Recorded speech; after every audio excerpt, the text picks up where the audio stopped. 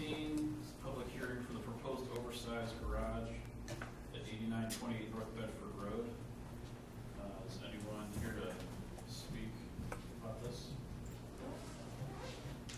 Sure, we'll wait a minute here, see if anybody shows up in a couple minutes. We're ready, meeting will start at 5:30. Do you want to do a roll call? Oh yeah, I'm sorry. Mr. Posar? Here. Mr. Chavone? Here. Mr. Westbrooks? Here. Mr. Cox is absent.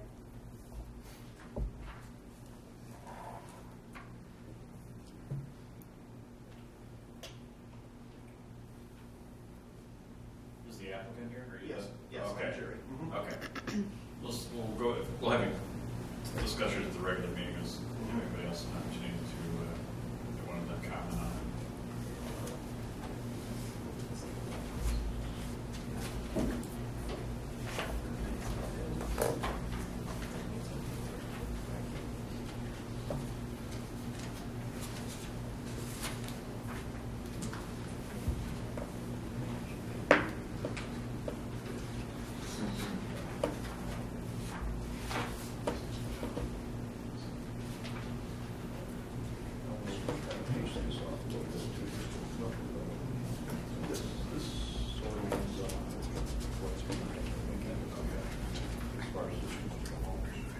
Yeah, everything, not just the salary.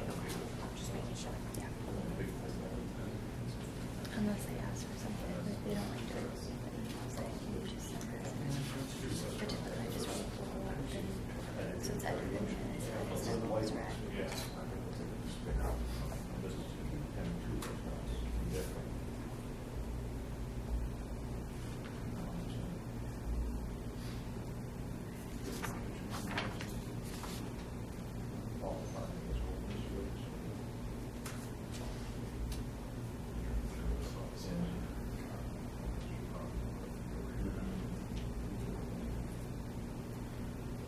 You guys want to close the public meeting? Make a motion to close the public hearing. Second. All in favor? Aye. Aye. All right. It started in 10 minutes or so.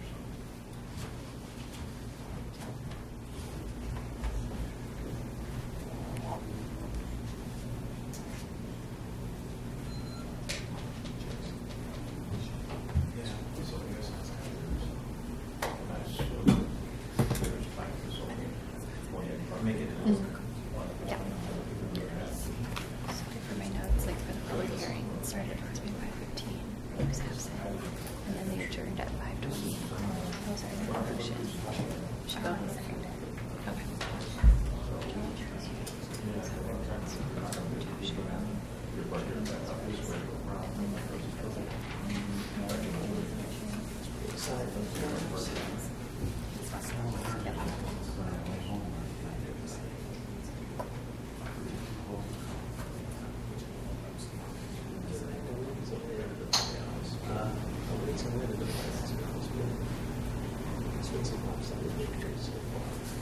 Larger gap between.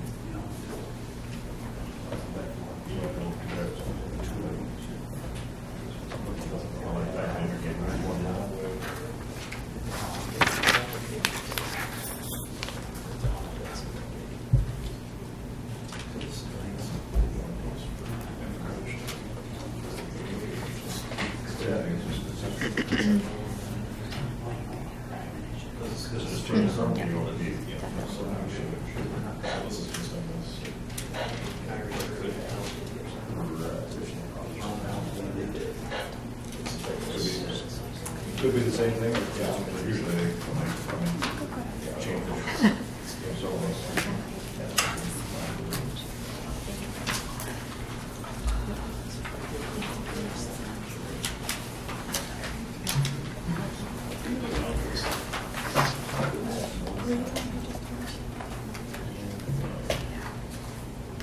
Which is on 2 minutes.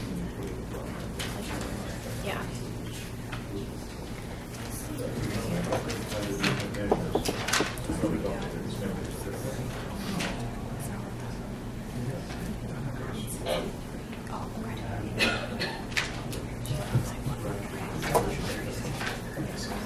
Sometimes it's weird.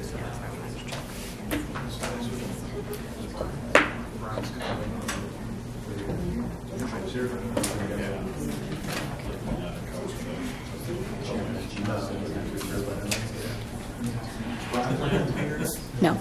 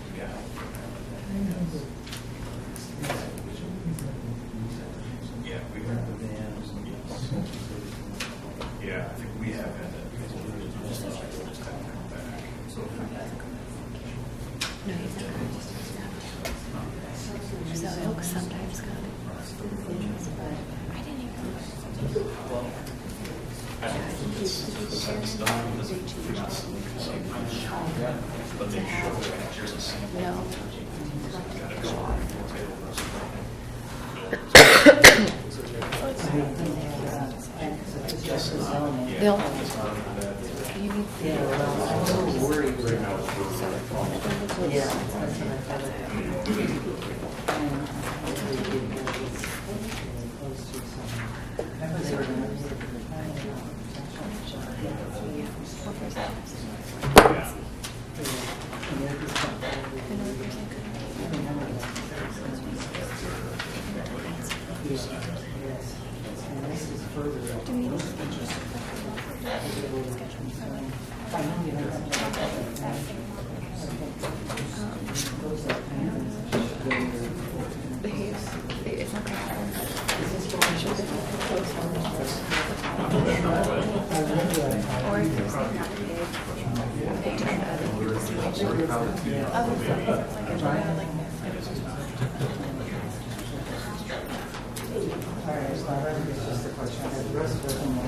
I don't care how the signs look in front of whatever.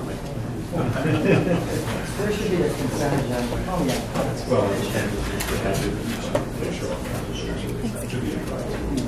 No problem. Anything you need help with, don't be afraid to ask me. Don't even worry about it. Yeah, no, it's fine.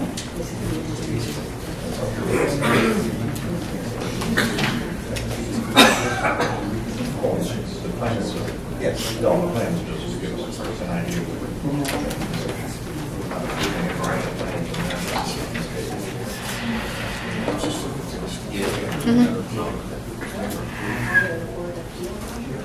Yeah, it was approved that they went to the BZA, and they never went to the BZA, so now they're going back to the original sign they replaced. Yeah. So they never went to the BZA, so they're applying for their old sign.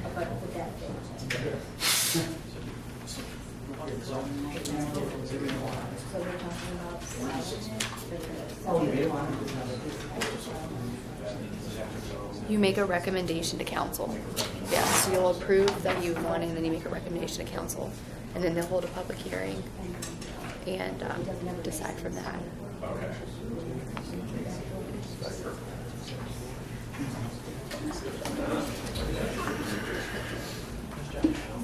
Thanks. I think that one easy.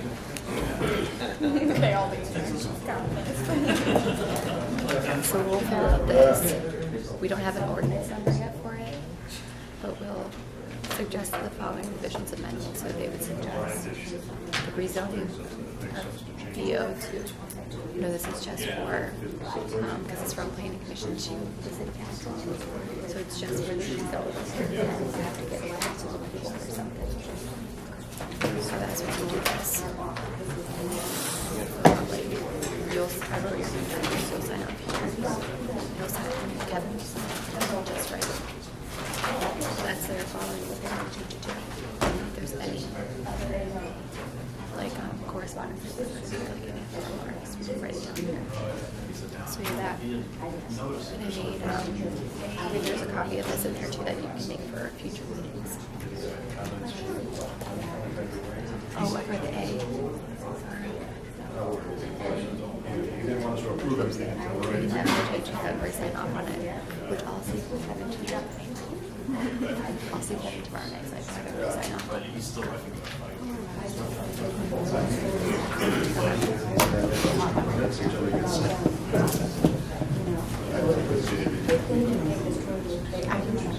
yeah, it's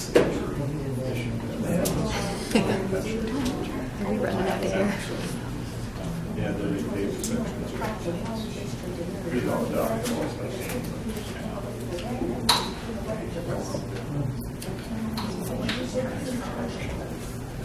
This is over. We'll take all this and put it in the book, and then you just leave. So if you just want to talk about it, that's your part. Just set them down, and then tomorrow, if you want to travel in, make your preference. Yeah, but once the meeting's over, just stop recording. Shut down your lights. Down when you should be but I can show you how to do that. One of those.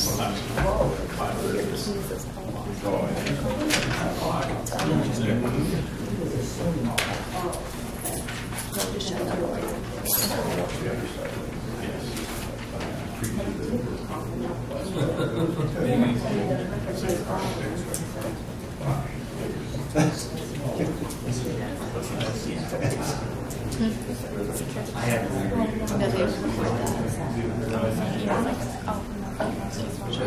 Yeah, he's recording it. So then you can hear it too. And then you can physically watch the video. Yeah. still no meeting in a while. Yeah. Yes. Either it's really tough on it or really easy. Did you want to do this real quick?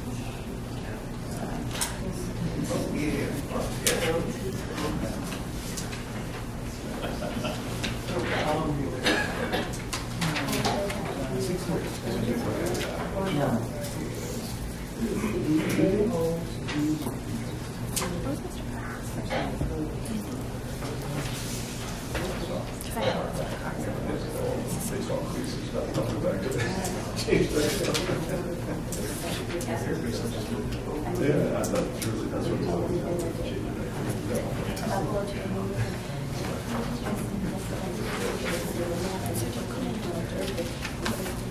Am I?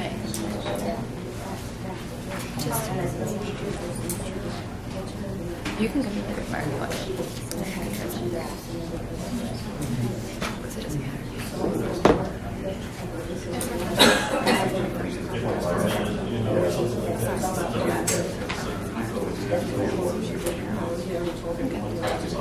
I should be if I'm not the right side.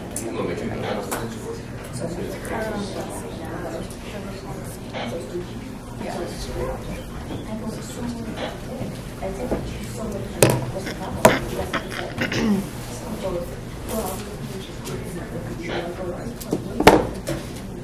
Calls meeting to order. The Planning Commission, April 18th, 2016. Do roll call. Mr. Kozar? Here. Mr. Chavone? Here. Mr. Westbrooks? Here. Mr. Cox is absent.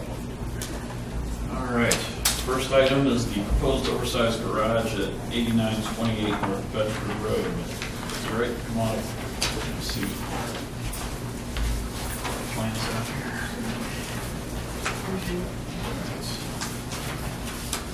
So this is a 30 by 40 detached garage. All right. We've got some comments. We'll start with our planner's comments. Sure, go ahead. Okay. The applicant is proposing to construct a 30 by 40, 1,200 square feet detached accessory garage on their property located at 9653 North Bedford Road. The proposed garage will be located to the rear northwest of the existing home on the property. The subject property is approximately 5 acres. I have reviewed an application dated March 29, 2016 in connection with this proposal and offer the Planning Commission with the following comments for their consideration. The property is zoned R1 Residence District, and sections 116302H and I of the Planning and Zoning Code regulate detached accessory structures. Based on Section I, the proposed building is permitted subject to a conditional zoning certificate because it exceeds 600 square feet. The conditional zoning certificate process, see Section 113704 of the Code, requires Planning Commission to conduct a public hearing prior to acting on the request. Below are the requirements of Section H and I that require attention, code requirements shown in italics text and my comments in bold text. The maximum height of accessory structure shall be 15 feet or the height of the main building, whichever is less, and shall be no greater than 1 story. The height of the wall appears to be shown as 15 feet 2 inches, but the photocopy is difficult to read. The building department should confirm if this proposal adheres to the maximum height requirements. 2. Building elevations are required to indicate the complete exterior appearance of the structure.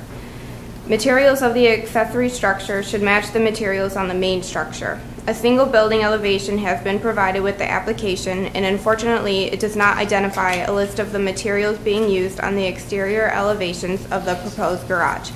I suggest the Commission confirm that the materials, colors, and type will match the existing home.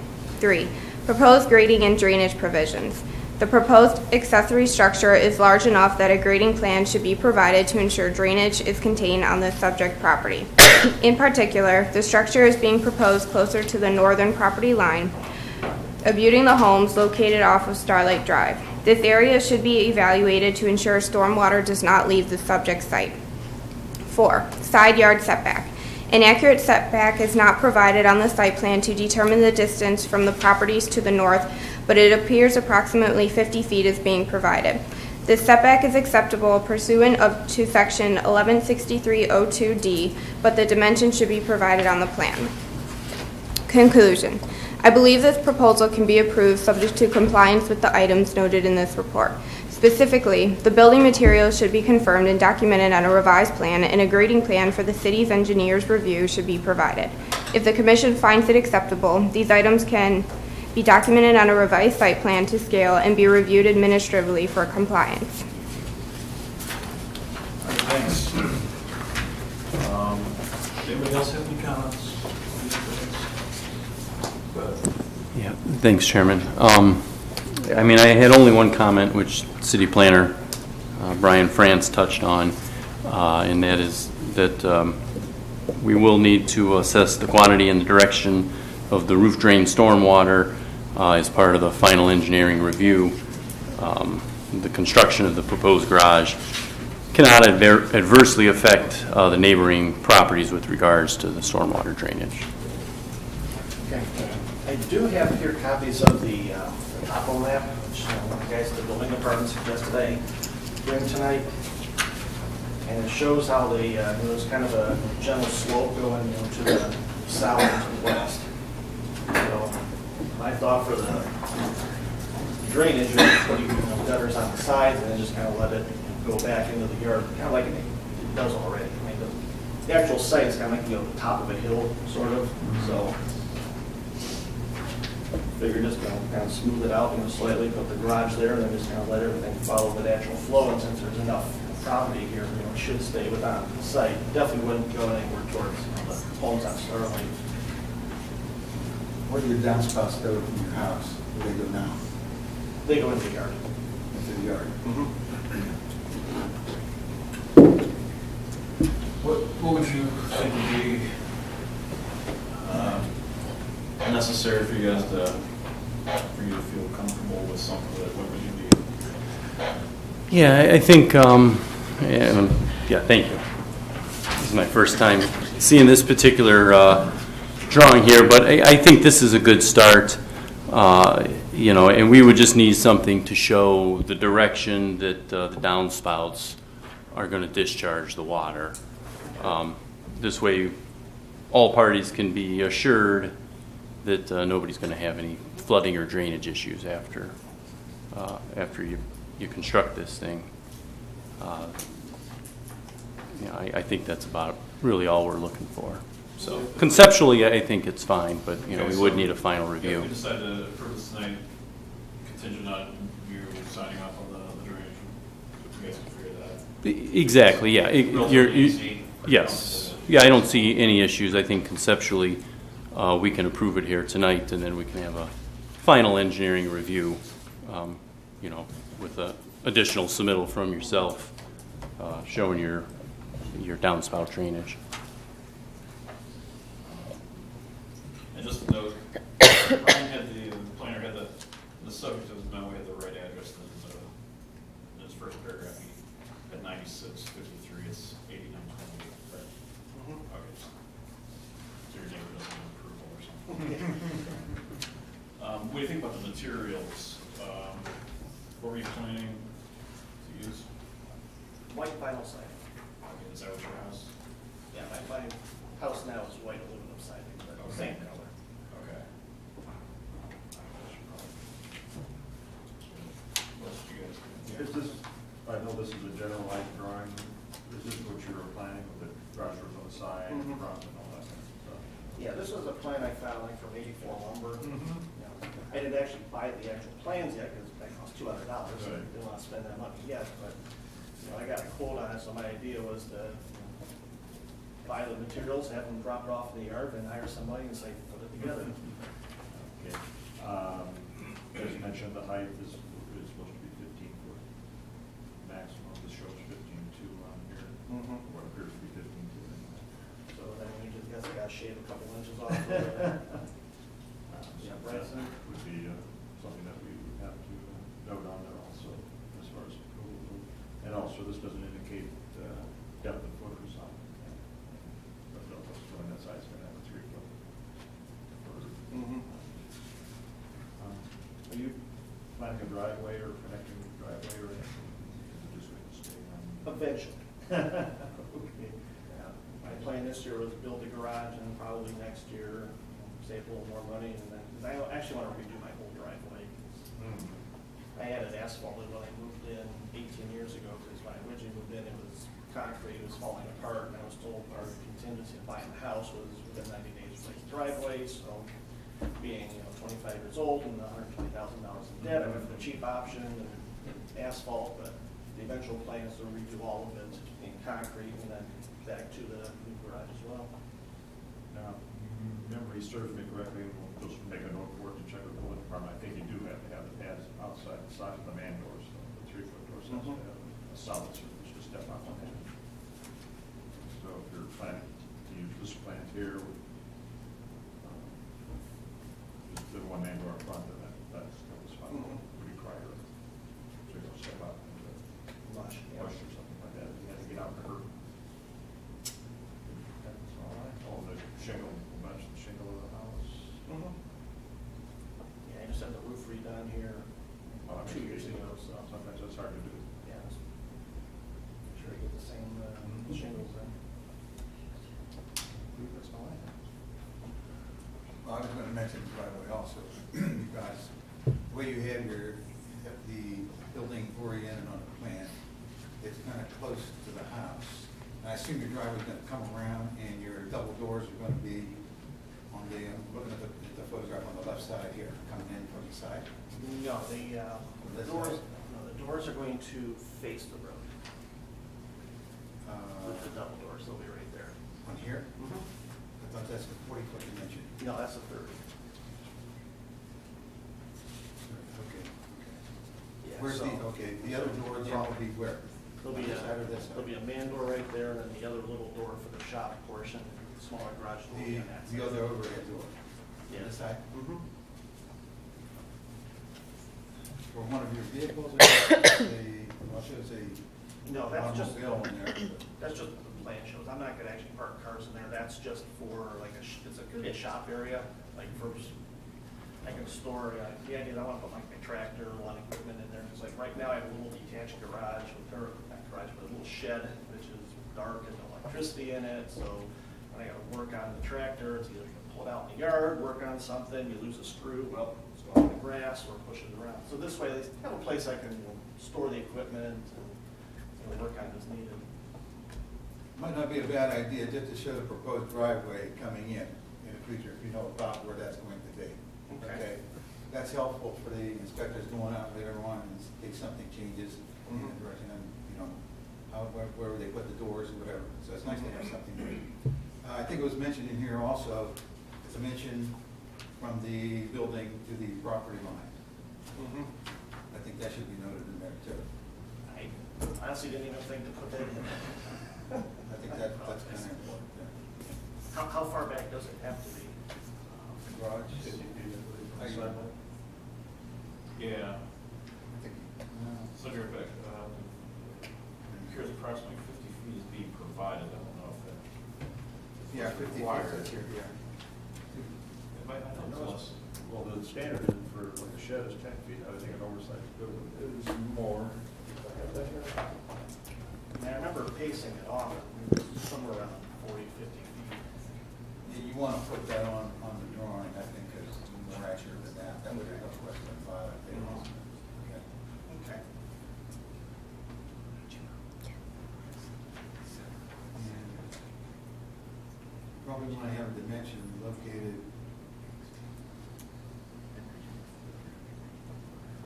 We have it from the front.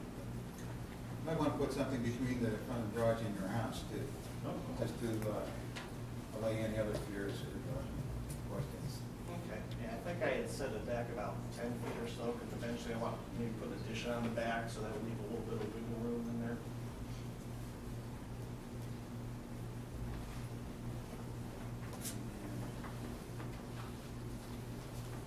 The only other comment that I have, let's see here. Yeah, well, that's the third. 50 feet, the side is 50 feet. 150, a minimum of 150 for the street, 50 feet on the side property.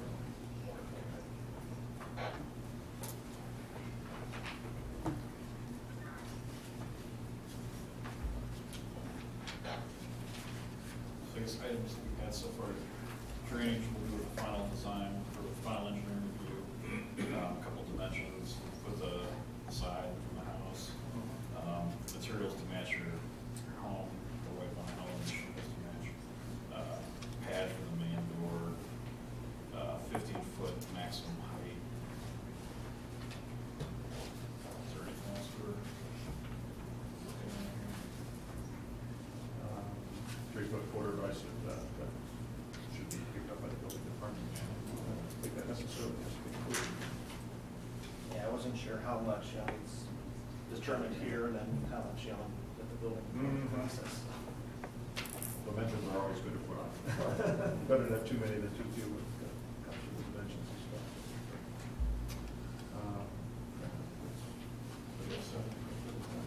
Okay. So we can make a motion.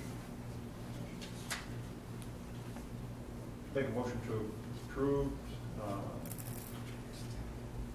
with the 15-foot height, the building of the side setback, handling the stormwater, 3-foot footers, and exterior to match the house.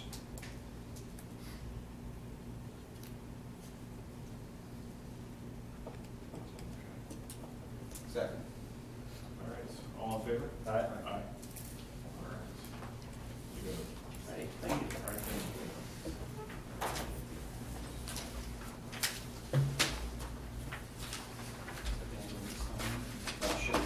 Give us one. All right, next is the proposed sign location change for Hallmark Commons.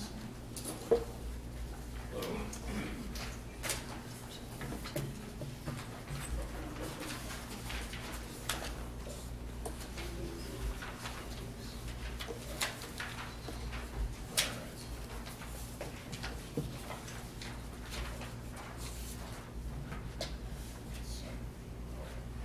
All right, so tell us what you're doing here, just so we make sure we understand it right. The sign, the Hallmark sign is from right here, right now. Okay. And the owner wants it over the color. Can't blame it on the Woodster. I'm sorry? I said I can't blame it on the Woodster, but we're offset it. Yeah, so that's So, Was it the same sign that was moving it so over? they taking up that whole space, is that, I haven't been over there to look at that. They're not, are they? No, Is that it's the whole- from I mean, is the store Oh. from here to here now is, the store, yeah, Okay. from here to, Okay, I see it there. okay, okay. Yeah, I haven't, so basically, same exact sign, same exact hardware and everything, just taking it, pushing it over, okay. Let's see. Brian, any comments on this? No. Okay. Must have thought it was so easy we could handle it. Anybody else have anything here? That's pretty easy. I think we went through before, sizes and materials, and it's all proven, it's up there, it's just moving it over. I'm okay with it unless you, Joe, if I guess something, or comment. No, thank you. Motion to approve, submitted? I second. All in favor? Aye. Figures. All right, you're approved. Call building department tomorrow, probably, and they can look at the permit, and that should be it. It's a pretty easy one. And they'll do anything to. yeah. All right, thank you.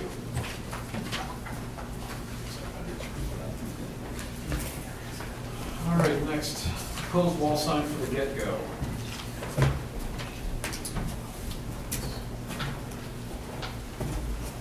Good evening.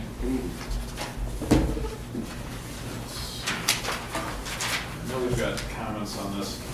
Basically, you're adding a sign Yes, sir. to the side, the west side, is that right? Correct. Nothing's coming down, it's just adding to it. Okay, I know Brian's planner had comments on this. Do you wanna- Yes. Go ahead.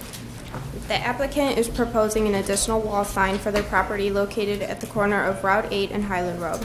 The sign package for this property was approved in 2015 by the Planning Commission after the Board of Zoning Appeals, BZA, approved a 6 square foot variance to permit the total area for signage on the site to be 250.8 square feet. I have reviewed a sign application, including illustrations and building elevations, dated February 9, 2016, in connection with this request, and offer the Planning Commission the following comments for their consideration. To the best of my knowledge, the BZA ruled on a request in 2015 limiting the subject site to 150.8 square feet of sign area.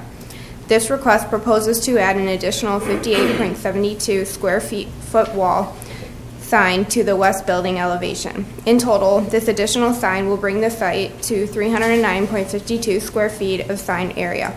The proposed sign matches the type, style, and colors of the existing signage, but unfortunately can't be approved by the Planning Commission without an additional or revised variance from the BZA.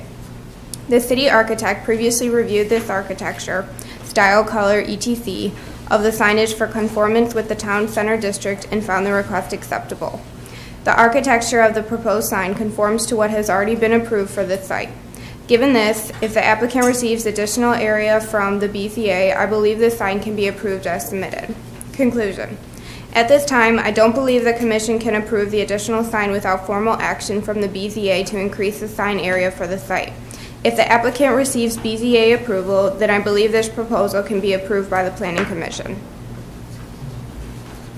All right, so I think, we can still discuss it a little bit.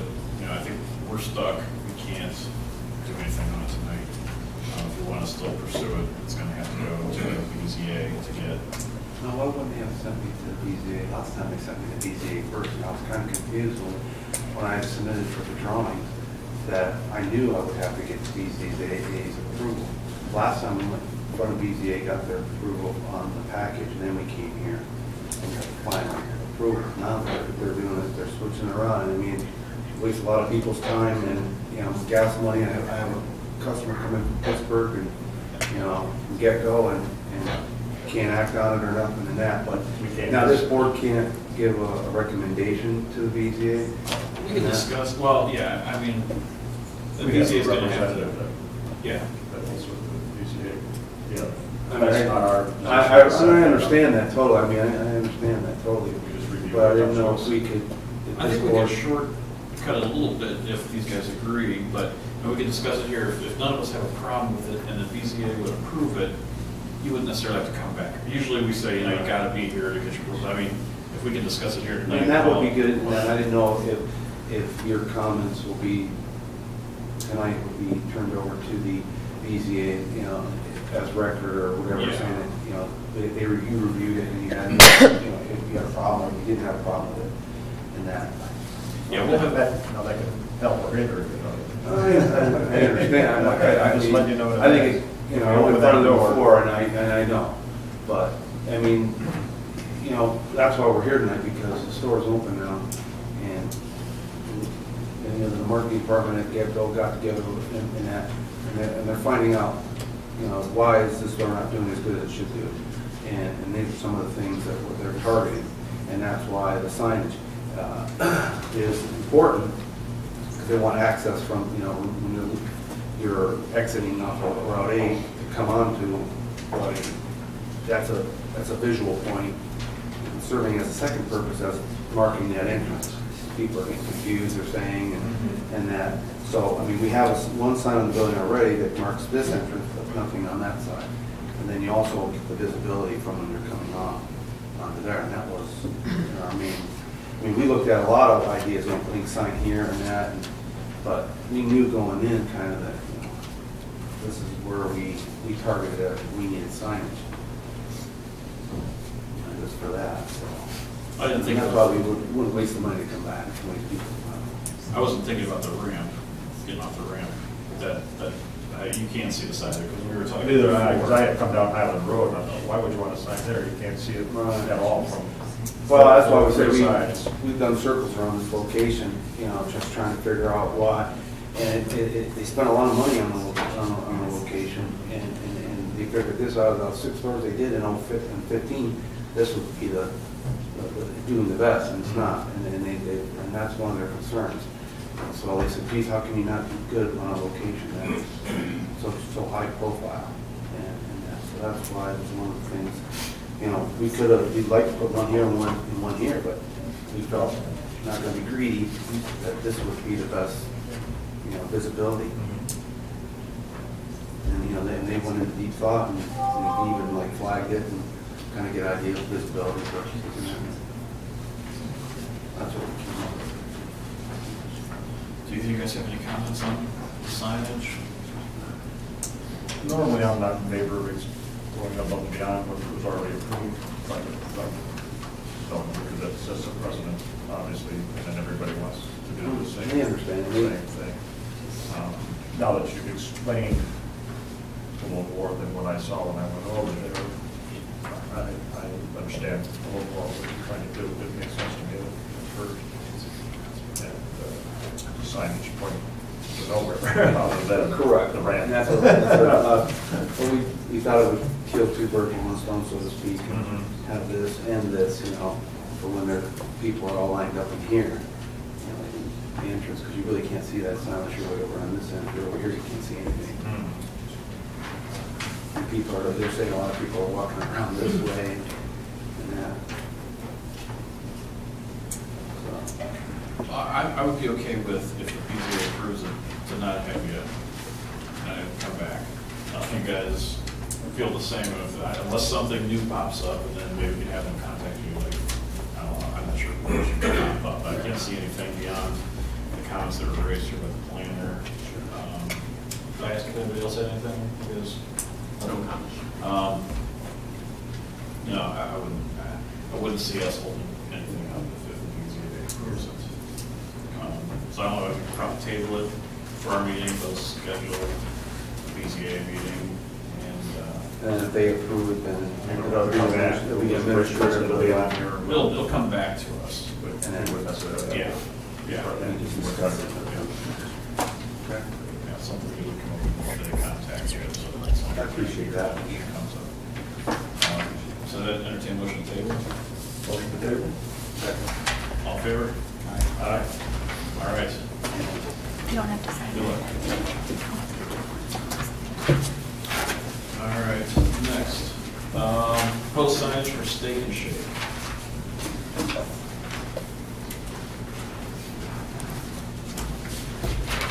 I'm Jason. Pat, Kevin. Kevin? All right. Jason. Jason, nice to meet you. Okay, so this one, if you could refresh our memory about what We didn't make the signs, we installed the signs. And I think it's partly shame on us, we were told that we were okay to install the signs. Apparently they did not work with your codes. So I just went by and there still looks like this. And I think the goal is we certainly just want to make the right permits on them. Okay. Because right now they're not legitimate. So I believe this is what we're looking at going, and I believe it will satisfy your community sign guys. Going with the changeable copy. Okay. Versus all of it. I think we've got some comments from the planner.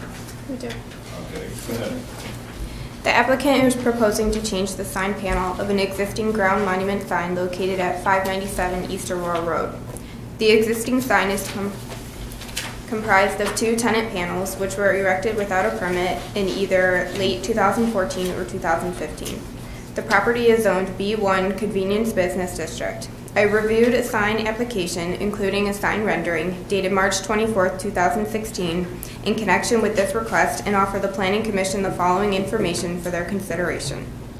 Prior to late 2014, the Steak and Shake ground sign conformed to the zoning code because it contained manual changeable copy, and section 117909A of the code permits 20 square feet of area for ground signs when changeable copy is utilized. Steak and Shake, without city approval, removed the manual changeable copy portion of the sign and installed a new panel, $4 meals, that made the ground sign non-conforming because without the changeable copy, the sign area exceeded 40 square feet. See section 117907B.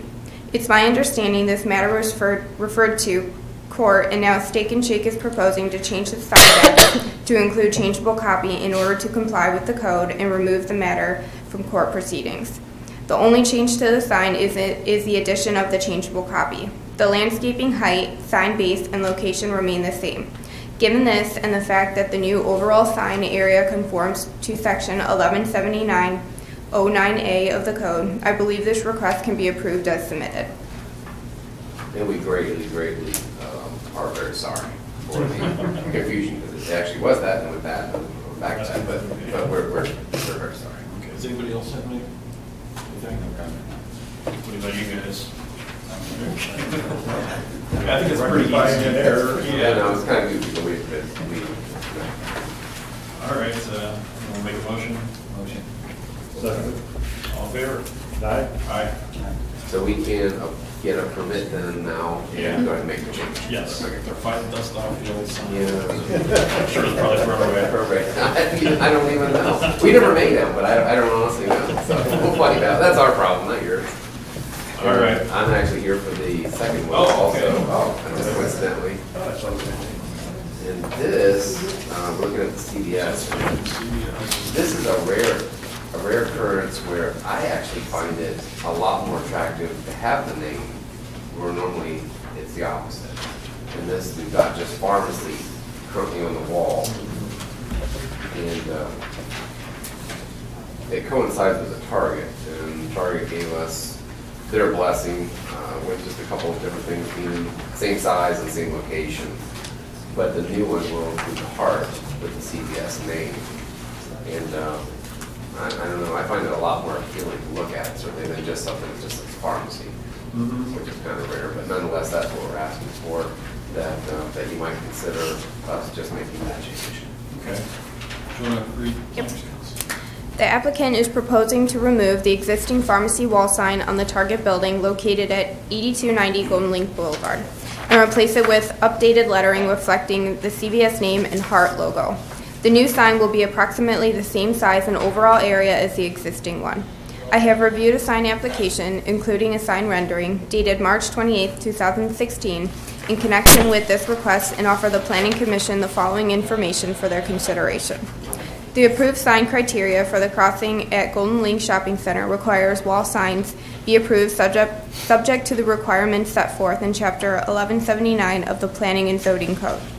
Section 1179.03 F2 permits 2 square feet of identification signage for each lineal foot of building frontage.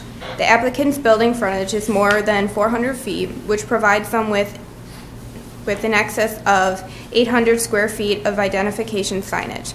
This minor change more than complies with the total permitted sign area for the building.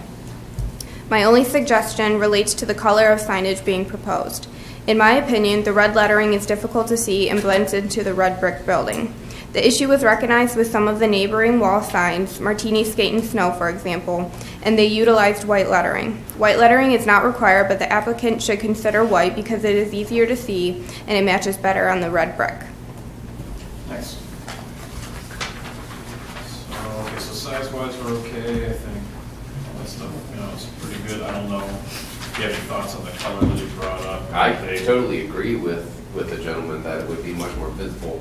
Being at CVS is kind of like Walmart being blue, yeah, so that's not really, up to me whether someone, but Yeah. I agree that it would be much more vibrant if it weren't white.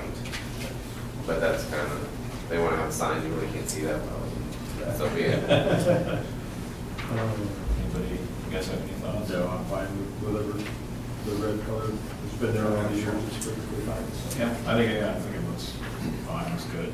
It'll, I think it'll Make a motion. I think it looks a lot better than just a pharmacy. Oh, yeah. More attractive. Make a motion to approve as submitted. Second. All right, all in favor? All right. All right. Thank you very much. All right. Enjoy your day, be safe.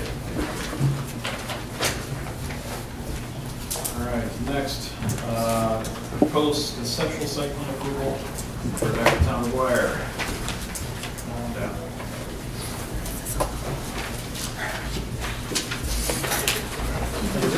How are you? Doing great.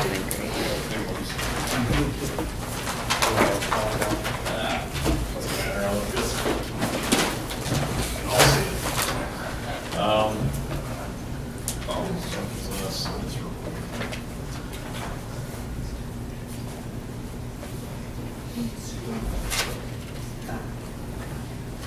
All right, so you were here before, so I think we kind of know the basic gist of everything.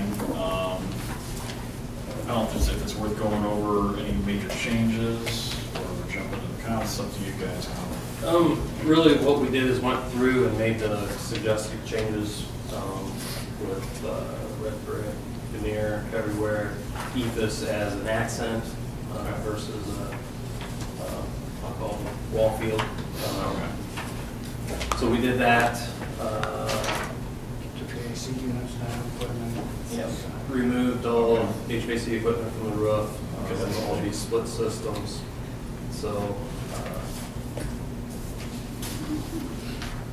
Lower the roof. Okay. that was the city architect last with that. We were lowering the E height of the building in the back, which we were putting up. We did show on these, we showed the proposed signage locations. Not the proposed signage, they want to be in this but just showed what was allowable per square foot for each area.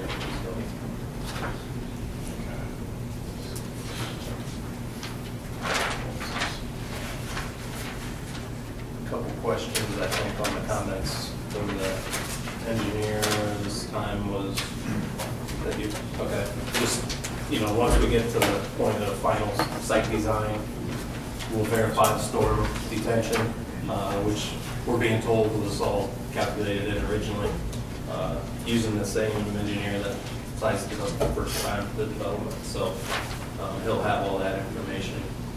And then the other was the storm sewer that's running across the front of the property. That we probably won't even tie into because natural grade goes to the back, which is where our outlet is at, that leads to the detention pond to the west. So.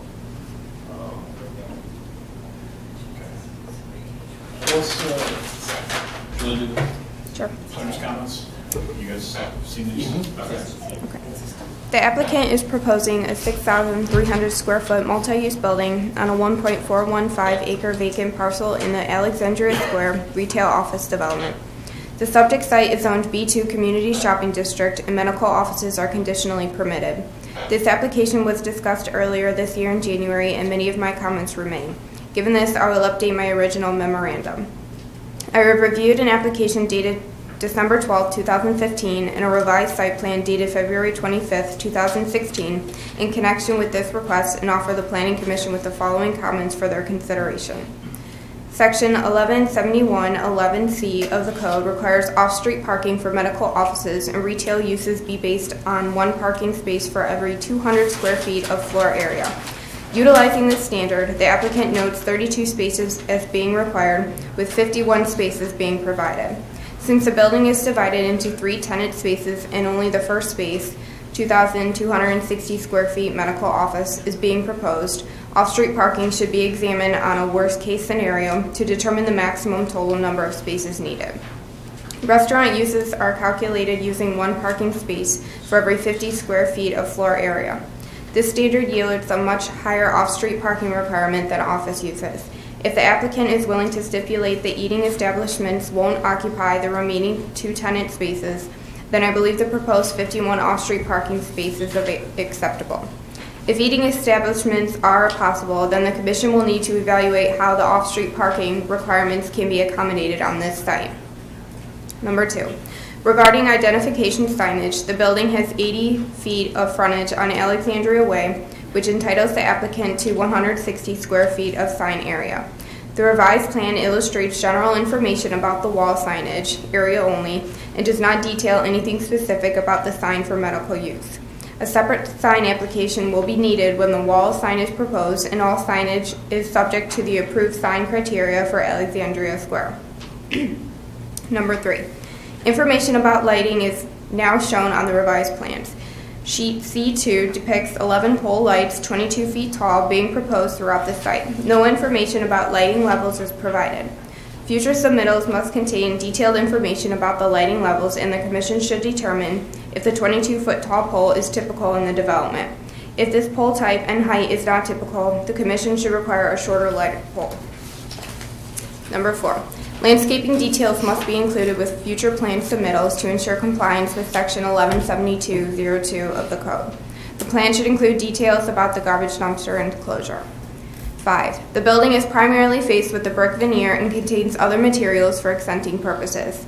I previously raised a concern about the use of EIFS paneling. Section 1172-03B 2C of the Code specifically denotes that this type of facade treatment is as inappropriate unless used on design features. If the city architect finds the use of EIFS paneling in compliance with the town center architectural standards, then the building architecture is acceptable. One additional item for the Planning Commission to confirm is whether the rooftop mechanical units are being appropriately screened from view. This is difficult to determine on the proposed architectural elevations. Number 6, drainage calculations and a stormwater management plan should be included with future submittals.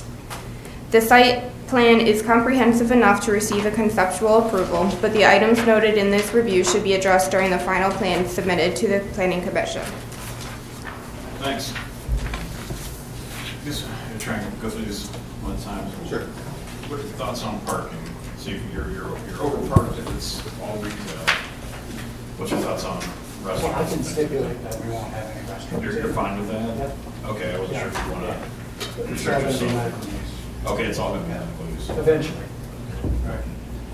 Well, I did have a little bit of concern. None of the buildings along this whole stretch here have we ever had parking where the cars could face the residential area behind us. I don't have a problem with that, but maybe we should be looking at some kind of, or maybe already are looking at some kind of landscaping. There's a landscape mound there now, probably 10 foot tall with about 20-foot pine trees on it. I know. I actually stood up there today. I have just many to times see- over the years too, and- but we still have Yeah. a lot of complaints about that, and that's why none of the buildings have parking facing that way. It's just, I mean, looking at it as far as headlights would go, Yes. our site all falls back that way. So when a car pulls in, it's actually going to be pointing that more down towards the ground than up and over that mound. So, I mean,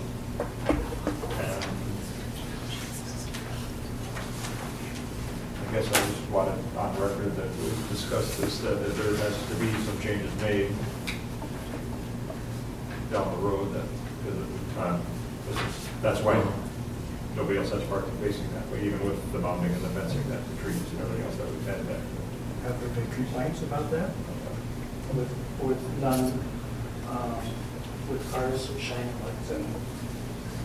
I mean, I won't see cars, headlights being able to shine over that mound. No. It's 10 foot tall. It's I mean, very tall. Unless they run up on that mound. I'm not necessarily disagreeing with you, but I also know that it's been an issue in the past, and that's why this will be the first one that has cars facing that direction. And all the time that mounting has been there, because we do have access where the cars can come around it. That has been an issue where the cars are on the Sears, we're doing Sears and that. There's no parking back there, but there's still be driveway Yeah, out. I think TSC has a driveway that goes around. And stuff like that, with their lights would sweep the residential area. And even, I guess even with that being said, we would still have access around the back of the building. Mm-hmm. I would look at it as parked cars going to be with the headlights off. I mean, they're going to get more headlight traffic probably from just a driveway going around. It's not so much concern to me at this point, because you're saying it's going to be all medical restricted, 9 to 5 or that type of stuff. It's not necessarily going to be like a restaurant where it's open until 1 in the morning. Okay. Just to be aware of that. There's been a problem with that. Okay. And you want to be aware of it.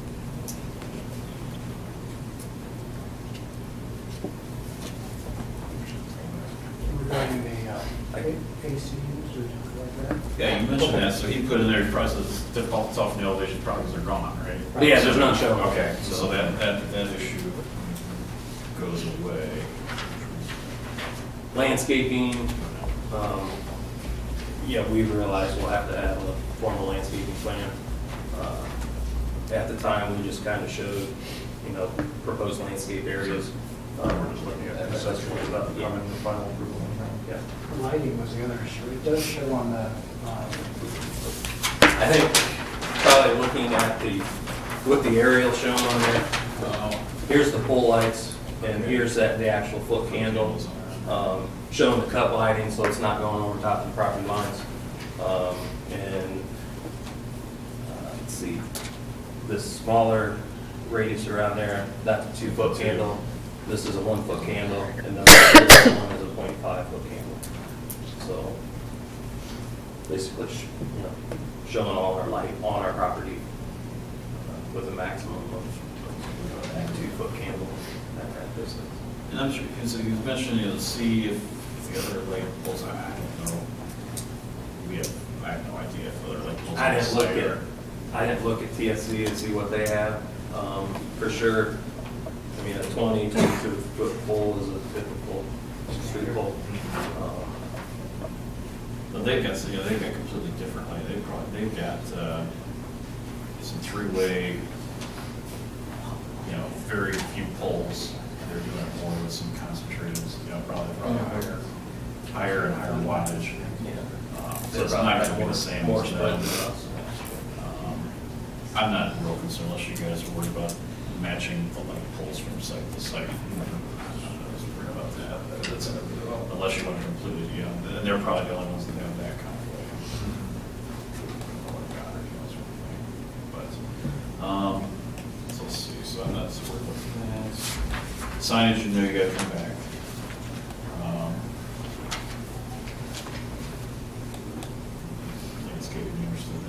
Okay, so I guess I think before you'd asked for the more brick, you guys mentioned that. I forget, was there a lot of ephes in there before? Yeah, originally, I think we had maybe the front was brick, and then the sides were ephes, or the back was ephes, and it was suggested brick on all 4 sides. So we've done that, and then we have ephes bands right underneath the truss overhang, and then at parapet locations. And then on the back side of the taller outline, towers, each corner is a little elevated. Those are just because it's over top of a roof structure and not wanting to support brick off of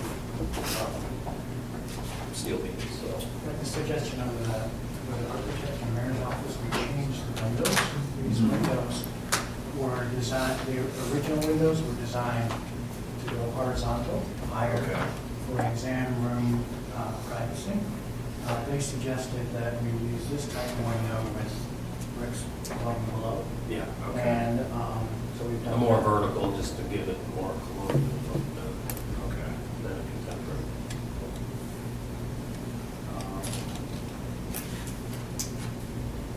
You guys have any thoughts on Well, it's, I mean, it's in the code that it's inappropriate except for design features, so I think that would be against the context. we don't really have that anymore. Oh, that's right. Forgot. So unless somebody else has another opinion, I think I mean, it seems like, what is it? It says it's a design, it's inappropriate most uses a design feature. It kind of seems like what we're talking about, Joe. Do you have any? I don't have a problem with that. Yeah, I have a whole wall that, maybe not be great. Breaking up The most significant piece, I guess, you have here is across the back. Is that right? Yeah. That's like 3 foot tall. It's not huge. So I think that's probably okay. I guess this is conceptual approval. We could potentially have a comment on it, and maybe has the mayor seen this? I'm curious. Okay, you guys sat down with him, because he was talking. I was on the phone today. He seemed, he couldn't be here, but he kind of felt things were in pretty good shape. He didn't have any major problems with anything. He's pickier than the architect was. So, so I think that would probably be okay. And you got to work with the engineer on drainage and stormwater. Yeah. I don't know, Joe, do you have anything else? I don't have any other comments.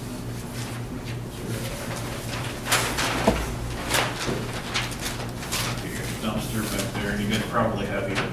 We haven't did a design, but what it will be similar construction. It'll be Okay. block and brick veneer to match the building. Okay.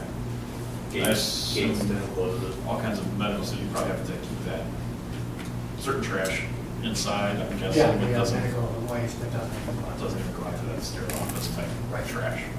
Okay. I don't see any problem. I feel like I'm okay with it for as a conceptual standpoint. As long as we stipulate, we're saying no restaurants at this point, unless you want to come back at final, let's work calculations, see what you're saying we can do with the part, but I think conceptually, I'm okay. You guys? Make a motion that we get approved conceptual approval for the second. All right, all in favor? Aye. Aye. Okay. All right. Thank you very much. So our next final building plans, they get reviewed and then we come back through planning commission.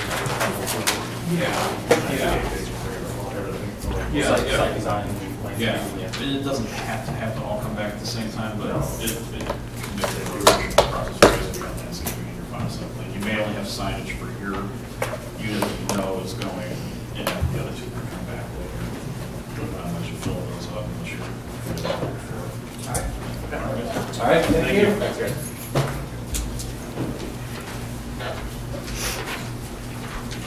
All right, proposed building addition, 8303 Corporate Park Drive.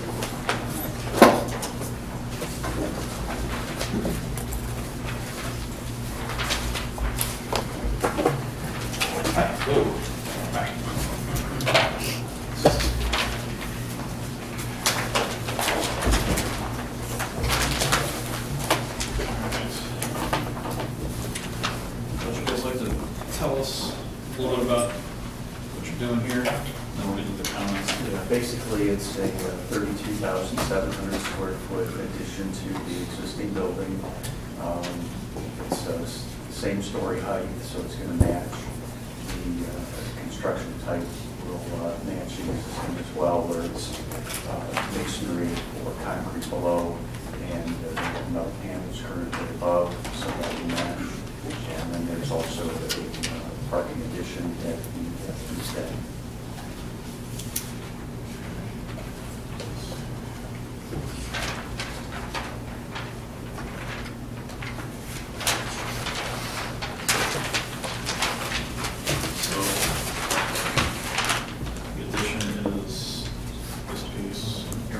So is it the intention to pretty much, besides, there'll be some way to notice, but is it to look like it's been there more or less? Yeah, that's exactly it. As you can see in that elevation there, the metal panels will continue on the top 2/3 basically. There'll be concrete below that, painted to match the existing. And then the existing end wall of the building does not have this concrete block. Actually, ours would be all concrete at that point. And the paint schemes match the existing. All right. Assume there's comments here somewhere. Go ahead. The applicant is proposing to construct a 32,733 square foot building in addition to their existing 149,781 square foot building located at 8303 Corporate Park Drive. As proposed, the 32,000 square foot building addition will be constructed on the east end of the warehouse portion of the building and will be constructed primarily on an existing grass area. The design of the addition matches the existing building, and the architecture appears to include a masonry accent banding to mirror the existing. The property is zoned general industrial, and the industrial use is permitted by right in this district. My analysis is based upon the site plan date stamped April 1st, 2016. I offer the Planning Commission with the following comments for consideration. Parking. The off-street parking analysis on sheet I-21 indicates 259 parking spaces being provided, with 229 being required. My calculation of the required off-street parking is based on the office and warehouse use, but takes out 20% of the floor area for mechanical uses. Using this approach, 226 parking spaces are required. Either way, the total provided off-street parking complies with the code and is acceptable. My only concern with the off-street parking lot is the fact that there is no landscaping to break up the expanse of the asphalt area. Consideration should be given to adding some landscape islands to the new parking lot area. Setbacks. The setbacks for the building addition comply with the requirements of the code. Stormwater drainage. Drainage calculations to support use of regional stormwater drainage basins should be provided with future submittals. Landscaping and lighting. The proposed paving and building addition will eliminate a fair amount of green space and trees on the site. I recommend a detailed landscape plan be provided for the final plan approval that illustrates how landscaping will be incorporated into the site design, particularly the parking lot. The site plan does not provide details how the new parking areas will be illuminated. Final plan submittal should provide details about the proposed lighting and the foot candle strength at the property lines associated with the lighting. The proposal complies with the standards outlined in the planning and zoning for preliminary plan approval. The final site plan should provide details about landscaping, lighting, and calculations to support usage of the regional stormwater drainage basin as proposed. Thank you. Anybody back there? Go ahead. Just that the construction plans will have to meet all the current codes. I'm not sure how addition to that building is going to impact egress and distance to exit based on the designated use for that new area, based on the use inside. The use will be warehouse, as it is in addition to the warehouse area, and the exits would be provided for code reimbursed on that end. I mean, just by looking that it may exceed, or do you know if they're going to sprinkle that section? It is sprinkled, yeah. It will be. Okay. Current building is in the... Yes, I know, yes. But depending on what it was going to be manufacturing or storage or high hazard would impact the distance to exit.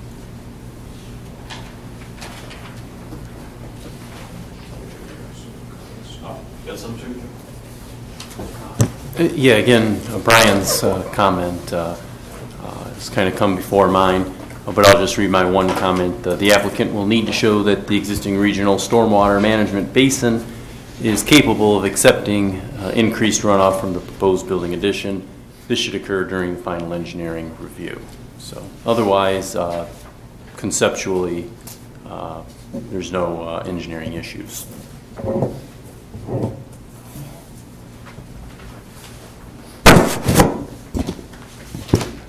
So tonight, I guess, what are you looking for, preliminary approval? Is that what you're looking for, or is that?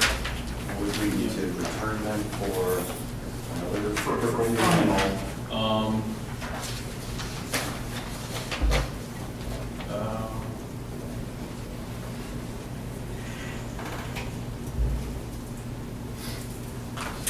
So like Brian's notes, yeah, lots of stands on planning and zoning, preliminary plan approval, final site plan to provide detail about landscape lighting, calculations for these regions.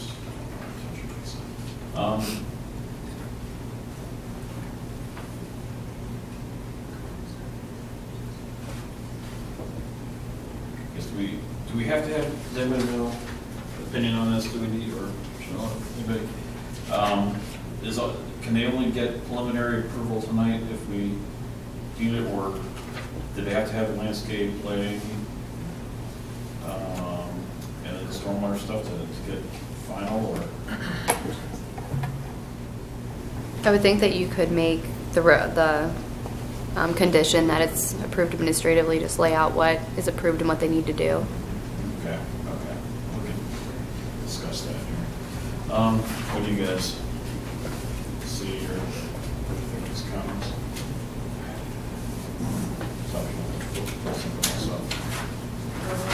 The only comments I have, basically, just want to set up plans like this.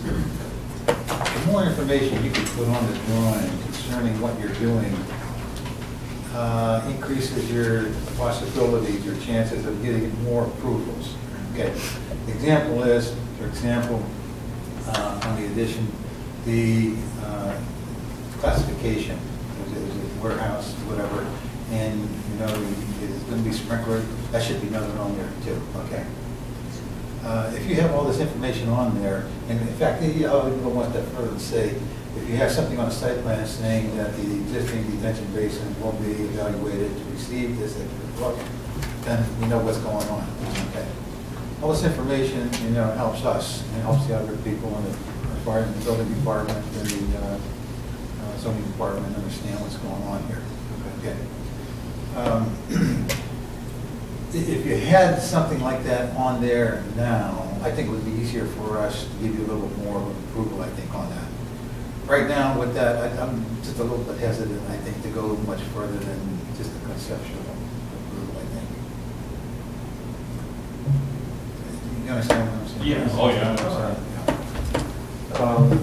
This is you removing the helipad landing spot that's back here. There's just an area there that's painted in the parking lot, Right. existing parking lot. All that's staying. We're just adding what you see here, this 75-foot area. Yes, but the reason I ask is that takes, I just wondered that our planner, when he calculated parking, knew this was not usable parking space. That, I just look at his calculations here, he's basing his calculations on what is on here, raises the square footage. He doesn't know that these aren't, he wouldn't be aware that it's not indicated here that that's a helipad. right, and I don't know that that's used as a helipad anymore either. That it's still marked worn as off. such, It's, so yeah, that's it's a worn warning. off. They've not repainted it or anything. I don't believe that it does land there. I also believe it There's a lands. factor on the I believe that he comes in and lands on the existing concrete that's there right now. On the end But of that's the going to building. be gone when the building goes in there, so Correct. if he's going to, well, my point is if he's going to use parking for We actually have duplicated concrete area on the end right outside of that large overhead door there. This 45 by 67-foot area. Again, I realize it doesn't say concrete right there, so you didn't know that. Okay, that's going to be rich. It's going to be doing quite a bit of the level of the land there is. Yeah, the new grade would accommodate that. Exactly. Yeah, okay.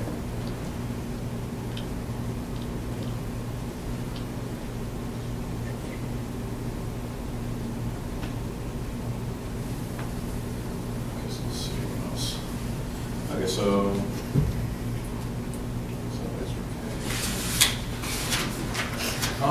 Any thoughts on the, you know, he had some suggestions on landscaping as regards to the parking lot.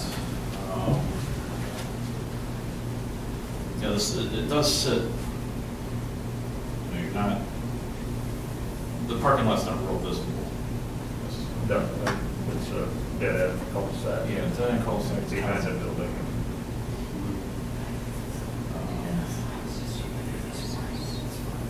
But to me, it becomes more of a hazard than, not misplaying, a lot of green space around the building. I mean, it's not in the parking lot area, but there's a lot of green space still on the property. Is landscaping getting wiped out? Because I forget. Nothing back there, then just some trees that we do some grading, I guess. Andy, with the, I mean, obviously you gotta get, this is your property line, you're gonna be able to grade all of it. Yeah, just like now, they really take pride in the way the facility looks now, and that is totally their intent. It's mowable.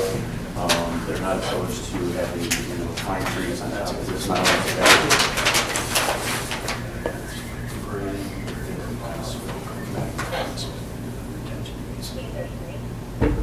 For the existing tree line, besides about here, something else, and I assume this will, post tree line, so you will still have, we're gonna have a good bit of trees, a lot of trees back there.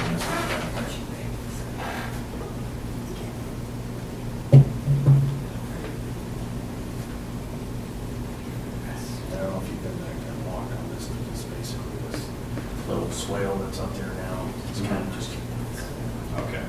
kind of maintain that same look.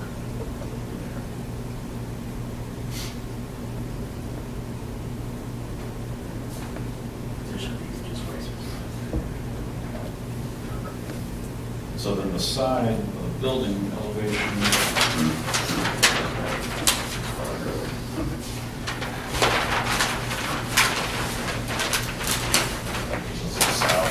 So this right now is brick down here below. You're not going to brick. You're going to paint that. Is that what was my understanding? Yeah, it's actually site cast concrete panels. Okay.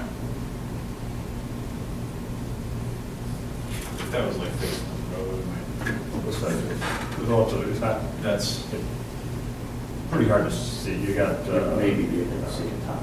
Yeah, you can see the top, but I don't think you can see the bottom. yeah. Look at that. That's going down bullets.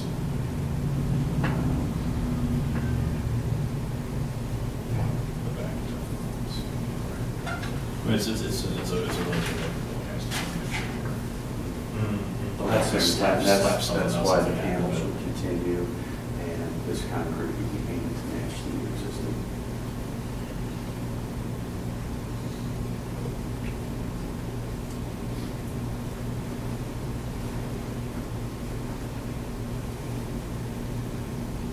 Anybody,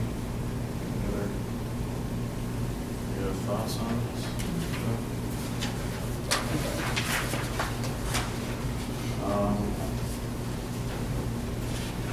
I guess there's a few things that have to be taken care of with final engineering review, but I kind of feel like we could probably get,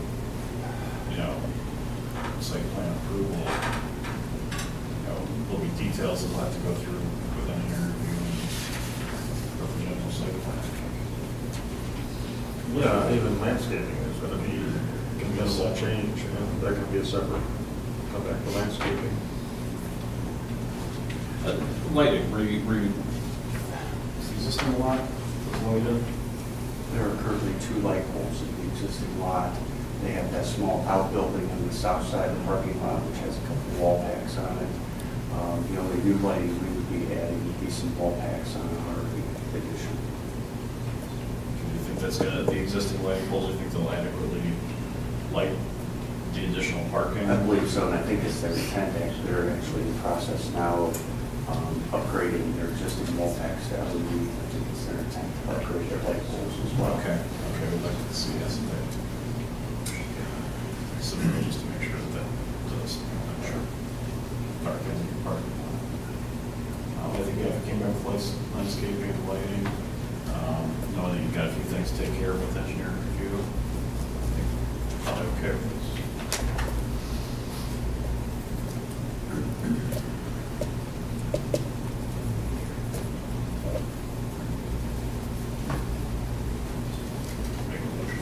Make a motion to approve with the additional submittals of landscaping, lighting calculations, and post-engineering's review. All right. Second. I'll second. All in favor? Aye. Aye. All right. That's actually the process. I'm really executing landscape drawing. Obviously, the stormwater counts and all of that. Yeah, the landscaping and the lighting will come back here. So we can verify those couple things. Okay. But Is that connected concurrently with permitting? Yes, move forward, and then so that that's down the road. Do we submit stormwater counts directly to your office, Joe? Yeah, directly to my office or right here to the building department. Okay. Probably the best thing to do. okay. All right. Great. Thanks.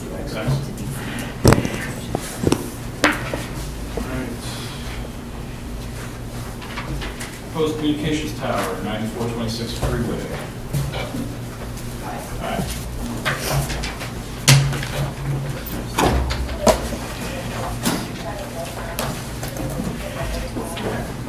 You guys doing? All right. You guys got copies of the comments? Just got, went around the ride over.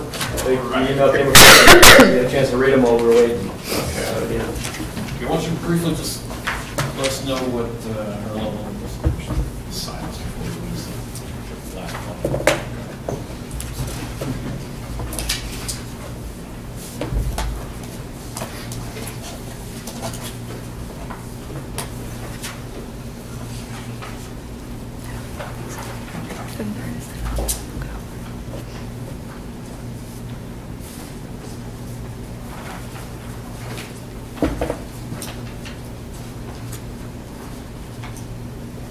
All right, just brief overview of what you're doing.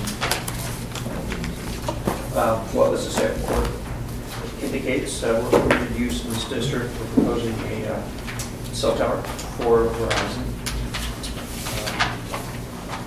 Completely unmanned, unlit, unlike all the other towers over there, the extensive lighting. But we did notice in here a couple comments that we don't think are too big of an issue. The dumpster that you guys wanted relocated and have a three-sided wall. That's all acceptable. The only concern we had was the 2 acres. The parcel is 2.3. We're not entirely sure what you guys mean by the it's required to be 2 acres. Okay, let's go through those then. Which one? Go ahead and do that. The applicant Skyway Towers is proposing to erect a new communications tower located on parcel identification number 3300443 adjacent to 9426 Freeway Drive. The tower is being proposed to address a gap in cellular coverage for Verizon Wireless, and the tower is being designed for collocation by other entities. The property is zoned general industrial, and communication towers are permitted by right in this district. I have reviewed an application dated April 1st, 2016, and a site development package dated December 17, 2015, in connection with this proposal, and offer the Planning Commission with the following comments for their consideration. Communication towers are permitted in the General Industrial District pursuant to Section 116904. The minimum lot size for new development shall be 2 acres with a minimum lot frontage of 150 feet. The proposal is to construct the 199-foot tall tower on an existing 2.3 acre parcel, number 3300443, but on a 75 by 75 leased building pad. The parcel complies with the lot width and area requirements, but the parcel already contains an off-street parking use. To move forward with this proposal, the existing off-street parking will need to be eliminated on the parcel so the communications tower has the proper lot area dedicated to its use. Additionally, the area devoted to the communications tower must be 2 acres. Section 116904F requires a 15-foot side yard setback for the equipment building. Unfortunately, the site plan is not to scale and I can't determine the provided setbacks. A revised site must be provided illustrating compliance with the required setbacks. The proposal is to lease a 75 by 75 building pad on the existing parcel and relocate an existing dumpster. Unfortunately, the plans don't identify where the dumpster will be relocated, and when relocated, the dumpster must be screened from view with 3 walls and gate. The relocated area must be shown on the site plan, and details for the dumpster screening must be provided. Typically, the Planning Commission requires a masonry dumpster surrounded be constructed. Sheet C1A provides a detail stating the existing driveway will be utilized for access to the communications tower and will be dressed up with 3 inches of gravel. This approach is a concern because when a new use is established on a site, Section 1171-11E2 prevails and requires off-street parking facilities be curbed, stripped, lighted, and screened with landscape materials. Additionally, Section 1171-11E4 requires that all parking areas and driveways are hard surfaced bituminous concrete or concrete. The existing driveway must be upgraded from its current gravel, asphalt, cinders prior to a building permit being issued for this new use of the property. Section 1171-07B states that communication towers shall be limited in height to the distance from the base to the adjacent property line. The proposed tower is 199 feet tall, and the provided setback to the north property line, 9426 Freeway Drive, from the base of the tower is approximately 30 feet. The only way this proposal works is for the applicant to acquire the entire parcel and locate the tower toward the middle in compliance with the code. Absent this action, a variance from the Board of Zoning Appeals for the height of the tower is necessary. At this time, I recommend this proposal be tabled until the items in the report are addressed. That's it.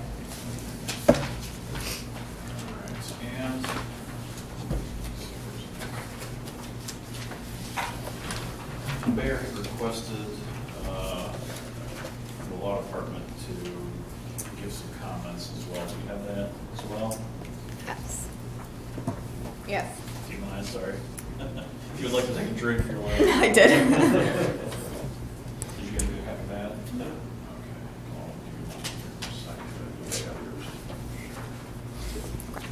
As a follow-up to my earlier email, there are 2 applicable code sections regarding cell towers. The first, 116904G, provides a pertinent part as follows. Height of building. A building shall not be erected to a height greater than 60 feet, except that this limitation shall not apply to roof tanks and other mechanical equipment, water towers, elevator bulkheads, chimneys, antennas, and other appurtenances. The second, 117101, provides as follows. Communication companies or other broadcasting facilities. A radio frequency or electrical interference disturbances shall not be created which would adversely affect any form of life or equipment at or beyond the boundaries of the lot occupied by the use. Antennas or towers shall be limited in height to the distance from the base to the adjacent property line. The cell tower company could not rely on the exception for antennas in 116904 since it would have to be in appurtenance to a structure and the tower itself is the structure. However, 116904 would not prohibit an antenna on a structure building from extending beyond 60 feet. Giving effect to both Section 116904G and 117107, a tower as a structure must comply with the 60-inch height restriction in 1169, but the height would be further restricted below 60 feet. If the distance from the base of the tower to the adjacent property line is less than 60 feet. In other words, the height would be the lesser height of both ordinances. A variance from the BZA would be needed to go above these restrictions, and obviously the building department could advise of the city's position on the tower if they were to request a variance. Okay. So let's maybe attack these bigger ones first. So the property,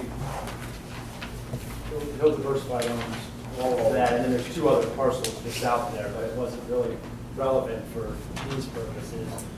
I think one of the questions, has to do with the lease versus the parcel. I guess I'm not sure that we can come to a determination on that here, but, I mean, as it relates, it's, the lease area, yes, is only 75 by 75. The underlying property is substantially different than that. So I don't know how, again, we got these comments literally once we were here. Literally, So we actually, we had a call earlier in the day and we tried twice to follow up and we finally got them. I mean, it is what it is, but so we were caught a little bit off guard with some of this. I mean, our thought is, the ordinance says property line, so we feel like Hill Diversified is the property. So obviously the city seems to be taking a different interpretation of that, if I'm understanding the comments correctly. so There's a setback. there's three separate properties here, is that correct? We got Parcels. Parcels, but it's all one owner, it's one use and one owner. okay, so this one we really get the 30 feet. I guess. Correct. There. Which is not that's not how we read the ordinance. We read it as property. Not a parcel, because it says property line, which then would even extend farther, the same property, same owner, same use, same.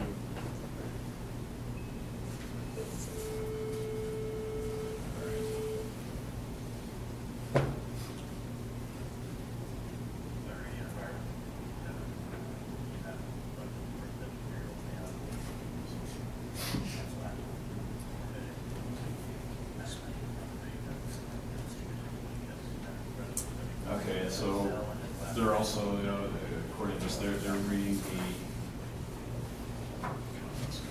they both saying the same thing? Yeah, the height limit. The height limit.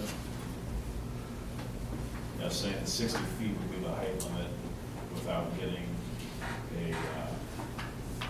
It's curious because if you have you have a section in your ordinance that refers to towers, so I'm not sure why they're taking that interpretation. Basically renders your wireless ordinance or your tower ordinance completely unique by reading that.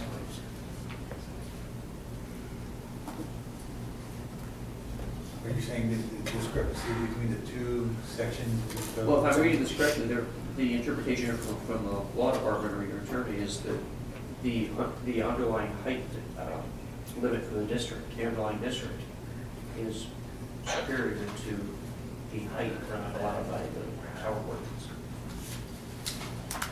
By the tower ordinance, you're saying the distance of the property line. Correct. Which I got that at 60 feet though. Yeah. Which it specifically references, at some point, the city made the wireless ordinance, or at that point there, that it's applicable to the larger property line for a specific reason. But the first point kind of, I don't want to say it contradicts it, but it would then trump, for whatever, it would trump the reasoning behind why you would put that in there for the first place. And so the second point, it would seem that the essence of it would be to allow the height of the tower, as it says, to be the distance from the overall property line. And according to the law director, he's saying it's this or this, they both apply. You got to be shorter than the distance of the property line, and you have to meet the building heights. And I guess we just found this out. I'm not, yeah, not to be right. adversarial, but yeah, you're getting this. Why don't we work with staff a little bit? We'll come back to you guys after we, have some discussions. A lot of things here we can't answer for you. Yeah. We're not going to give a decision. Yeah, that's what I'm saying. So I mean, and the smaller ones, I think that's the ones you were going to start. Yeah, I was beginning with the dumpster. Oh, that's nothing. That's no big deal. Quite frankly, that may not even, that dumpster, it was, when we went out on the sidewalk, it was there. My point is that, to be completely honest, that dumpster may not even be there. So it's one of those things where, that, I'm not sure how we actually even capture that accurately, because it's already there, but literally the next time we go, it might not even impact where we're at. So moving into a specific place and putting a masonry wall, I mean, although that, I'm not sure, or the access drive, I guess that would be one question. Maybe, I don't know if you're able to provide a little bit of insight. It talks about, one, the existing access drive and the use of the parcel, and this kind of trumping that and needing to be redone. It's not a manned facility. It's unlit. There's not that sort of stuff. It's certainly sufficient to handle 80,000-pound commercial truckloads, which would be far. Some of that, it goes back to the basic that a lot of this building prior to you coming out here was done without permission. Okay. So now you're coming onto a site that wasn't developed properly in the first place. And when new development goes on, that's why there's been no good development. You're intensifying legal non-conforming use. Right. It's our understanding, though, that the current landowner has done pretty extensive efforts to improve the property compared to the previous ownership. Would the city agree with that? Or? I haven't seen it since okay. But still concrete and driveways and things and stuff like that that were supposed to have been done initially. Okay. Were never done. Okay. So you're coming into, again, a situation where you're falling into something that's not anything to do with you directly, but indirectly. By coming here, it becomes. As soon as they try to develop the property, then they have to be the standard. Do we have a list, or does the city have a list of exactly what the landowner needs to do to bring it up to compliance before you could possibly can't answer that because that would be building departments. Okay. I'm sure if you make it, that would be critical for us. I'm sure they can put it together. They don't have it handy because this is ongoing for many, many years. Well, we'll get with the building department tomorrow. Okay, why don't we table this for now? Do that. Table rather than deny that way. Yeah. Sure. Keep it moving, maybe, discuss it a little bit more. Can I just get kind of a little straw poll, informal sense of the Senate here? Considering it's an industrial district, do we have any general sense of whether this is something that you're generally leaning towards thinking favorably of, or complying with the spirit of the ordinance, or are we thinking this is something that is taking our heels so in? many questions on the table. There'll be so many different people that, for myself, it'd be hard to give an opinion on it right now. Okay. So if I'm hearing you correctly, building department, the non-conformities on the property now are the biggest issue. Is that what I'm hearing? Department. It trumps all. Yeah, I think it's, the biggest question, can it even be here? And there's obviously a difference in opinion between you guys feel that it can and people saying that they don't think it can. I mean, and for some reason they put it in as a permitted use, knowing that, and they also put in the tower to the property line, a 60-foot tower basically rules that are relevant. But yeah, and I don't know how realistic. I mean, this seems huge, 199 feet. I don't know if it's 60-foot towers. I mean, it is everything in that range. I don't the one here at City Hall is much smaller. It's funny, actually, it wouldn't have to be lit though, so that means topography aside, it would be lower than the other towers that are already up there. So what drives the lighting on them? Generally, is there a height? Generally speaking, anything over 200 feet, generally speaking, is lit, but it also depends on the fail slope for the FAA. Okay. They do a specific analysis on each site. Have they done that? Yes, Yeah, there will be no light. That there's no blinking lights. Correct. No, There should be a sheet in there, it's called the DNA determination of no hazard. It would have probably been with the application. Yeah. It was in the. Yeah, it'd have their logo on the top page, but yeah. Okay, so that's good. That feels a little better because I mean, you've seen some of those other towers that are They're pretty obnoxious, the First Energy ones over there. Yeah, that's I think first thing that freaks over. Okay, we'll get with staff tomorrow. Wouldn't you mind just a little more detailed drawing on or overview? I know there's homes back here. And that's South, yeah, to the east, west, south. There's some to the west, there's some to the east. Oh, across the railroad tracks, across the other Get parcels. some distances and stuff like that, just. Pretty far. Yeah, I guess parcel. I know it is, but just a little, that's my aerial view. Yeah. Would help kind of place this exactly where it is, I'm thinking.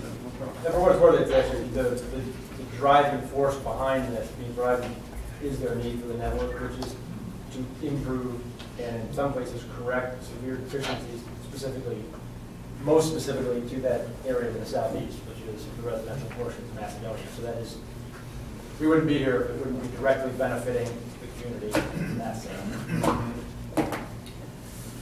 Okay, we'll get staff. Motion. Make a motion to table? Second. All in favor? Aye. All right. Thank you.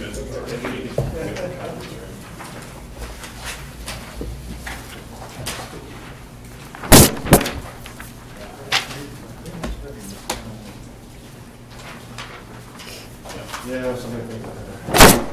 It's hard to, All right, zoning district change number 1, behind 463 is Aurora Road. Good evening. How are you? Good, how are you? Good.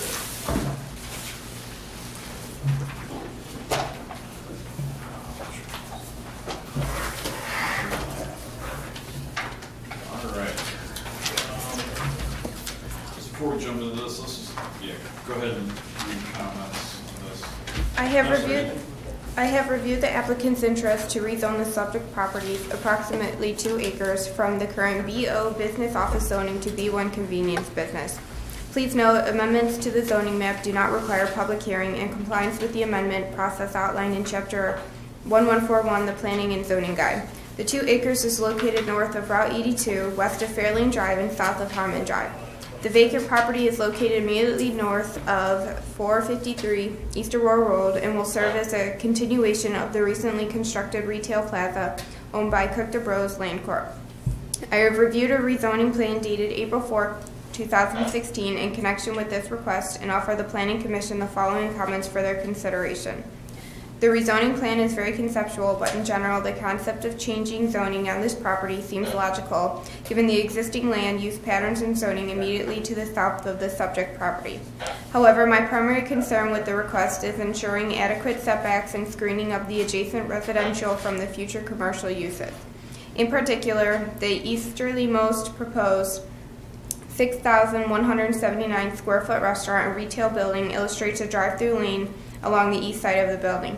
If this rezoning is approved during the site review process, the Commission should consider requiring the traffic flow entering and exiting the drive-through occur from the north to the south, so vehicle headlights don't shine directly north toward the adjacent residential homes. Moreover, extensive landscaping, mounting, and use of decorating fencing should be considered for additional protection for the residential uses. Again, a rezoning of the subject property to the least intensive commercial district B1 does make sense given the commercial uses immediately to the south. However, special care should be given to the design of the future facilities and the screening utilized to protect the welfare of the adjacent residential neighborhood. Thanks. We'll go over the comments to Yeah, Chairman, I had some comments. I'll skip over the first 3 because they regard zoning and setbacks and what have you, which may be up for debate here. I'll start with number 4. The plan does not appear to have very much stacking for the drive-through. Code requires 6 stacking spaces. An alternative drive-through layout maneuver should be considered. This plan does not show stormwater management. Is underground storage being considered? Also, stormwater quality will need to be included. The site contains some overhead lines running across the property. These locations and possible relocations should be shown. Since the 2 parcels, Marketplace Phase 1 and Phase 2, appear to be sharing parking and access, there will need to be reciprocal parking and egress easements. Will the 2 parcels remain separate legal parcels or will they be combined? And finally, the proposed buildings seem to face the rear of the existing Phase 1 building. Screening should be provided to block the view of the rear of the existing building. Thanks. Anybody else have any? All right, so I guess what you really come for first is rezoning. The zoning issue. Yeah.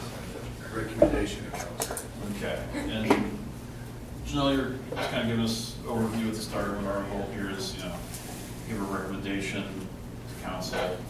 They would then schedule a public hearing and then decide what to do with it. Correct. Okay, so this is really kind of just it's probably what you kind of want to do, but we're not necessarily doing a site plan review. And we've had multiple meetings with the mayor and the administration and have addressed various concerns. I'm happy to walk through those now. Yeah, go ahead. The first was to extend the fence, which currently ends here, the masonry piers, so that it's consistent between the two phases. We had this closer to Fairlane, so now we've set it back to where it meets code. It's here. The hot button has been the setback from these two residences here.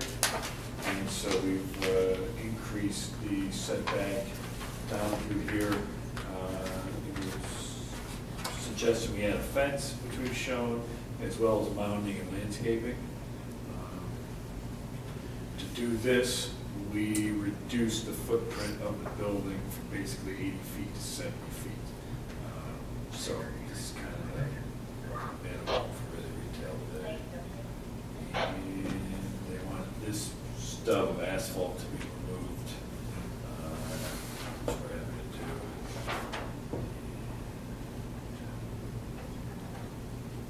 That's it.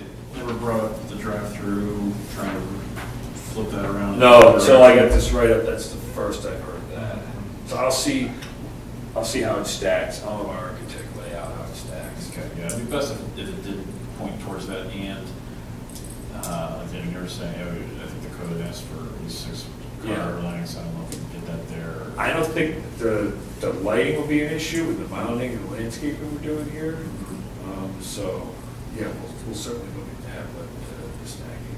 Okay, and I guess all of that is good, but it's not necessarily. Right. We're not necessarily looking at that. Although, so when this would be done, though, I mean, is the intention to have it kind of be almost one seamless plaza? Yeah, it'll operate as one seamless plaza. Architecture similar. Architecture will be generally the same.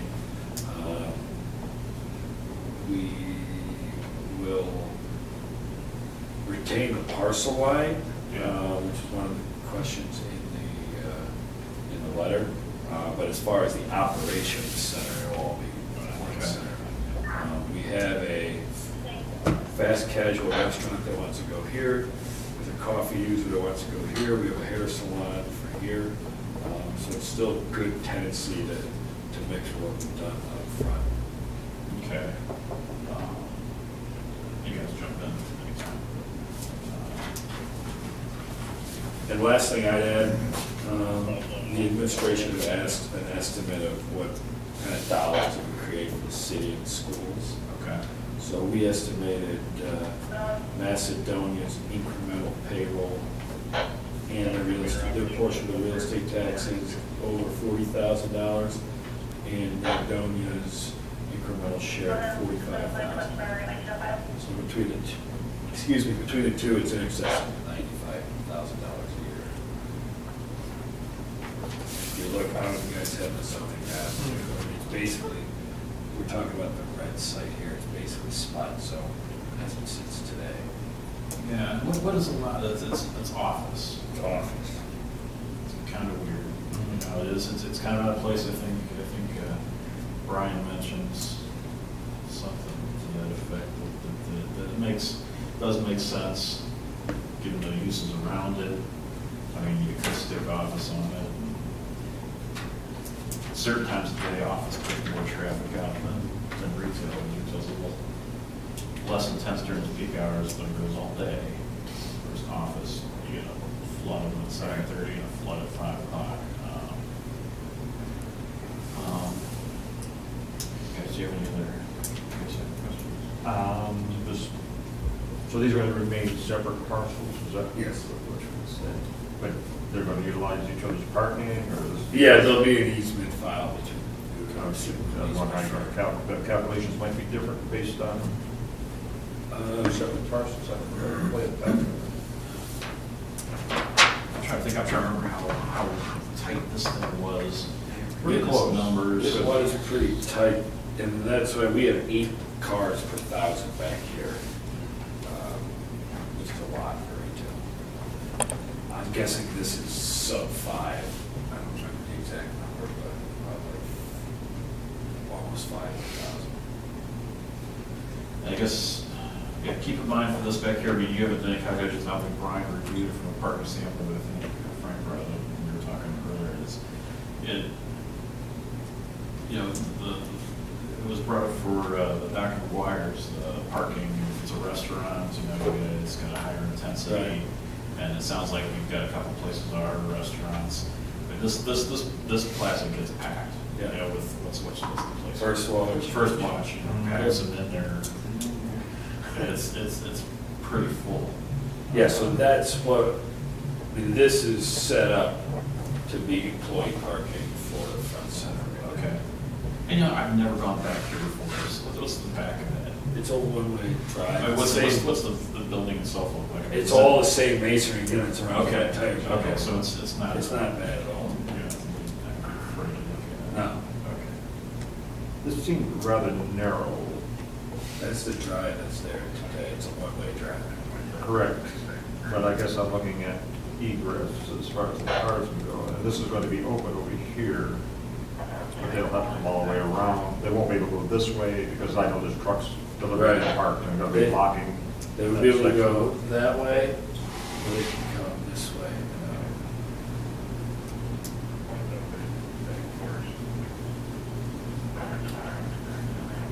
Well, my mind, Those are all things that we're going over there. Yeah, absolutely. It kind of jumped out at me because I know, well, this was really, really right down to the final car as far as spaces, so there's really nothing that will overflow into here until after these stores close anyhow. So all deliveries will have to be in the front. All deliveries If for. there's no drive around the side or the back. Well, there's, on the eastern building, there's room, there's a full driveway. The western, you'll see, it's not in front, it's really to the side. There's a sidewalk that feeds the 2 rears. do you see any fire access issues or anything? Yeah, certainly probably need a couple hydrants in there. Joe, you got a question? Yeah, I'm hesitating to say that it looks kind of cramped to me. I tell you, very crowded. And it, the traffic pattern, I'm looking at it, you got the one-way coming in here. And it gets down there, all of a sudden, it's like, where do you go? You got somebody coming up that way, maybe. Really, it's designed, so if you're coming in here, you come here and down here. And then we can even sign this, so that's delivery vehicles only, because we really want to keep this open for delivery vehicles. The ideal traffic pattern is that. And we can sign that appropriately, so it's not an issue. I think that would be at least a good, this with that, yeah. It just looks a little, to me, it looks just very, I can see some problems. Maximizing every inch of this thing, definitely. And I guess just kind of knowing how well used this parking is at various times, you're nodding your head, we're going to be real careful on this one to make sure. Yeah, that's why, we know that's why we have a 8-to-1 parking ratio. This is a drive-through here? That's a proposed drive-through. Out that way? You're not turning? No, I mean, I would assume most people just back to Fairway. Is that also an entrance coming off there too? This is 2 ways.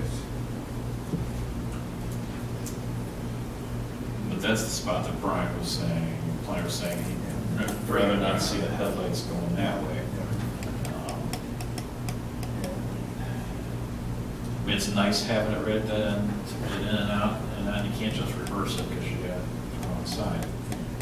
It would be nice to get, because it's, I think you mentioned coffee shop, is that what you said? Yeah. Place. And they want it here because of the sight line. Yeah. I mean, that's why it's flanked. Yeah. Both these are flanked to have sight lines to the intersection, this intersection. And this sight line's been hot. What kind of fence are you looking at back there? You say fence? This fence, board on board fence. Like And on on a mound, a so say a 4-foot mound with the fence on top of it, and then landscaping on the mound. I guess at least personally, I would entertain possibly leaving it like that due to the advantages of high volume of traffic just getting in and out, just coming in and leaving, Right. and getting them the heck out of here without having them circulate the whole site. You know, just to And I don't know if we'll be able to get them over here. The sight lines. Or has there been? And then the setback for the building has to stay here. So you have to drive, you make the building smaller. It gets tight on our numbers. I mean, this is basically, it looks congested, but as far as square footage on 2 acres, it's only 11,000 feet on 2 acres. This site's bigger than this site, but basically half the square footage. The whole thing actually ended up being bigger than I think what everybody kind of envisioned, because of the gas station, the whole plaza on the site that had just a gas station. There was more land there than I think was well kind of pictured. Okay. Sure, the back, yes, it looks like it's almost the same. But I guess, I think that the mound in the fence is gonna be a big sticking point. Yeah, they might have to do a Lex or something there. Right. If this, Yeah, right. basically, you're looking at Brian, 20, the setback of the house, while the house is The about here. types of truck Use these figures. trees that should be So, Yeah, we just got all of the surveys so too. pay attention. So actually, once catching it, then that might, this is, it might catch more. That might traffic is, you know, That would swing be over this way. Like, It's quite a ways back. Yeah. They're equally. Yeah, the Lincoln Lizard Center is equidistant back. So there's fencing here. okay.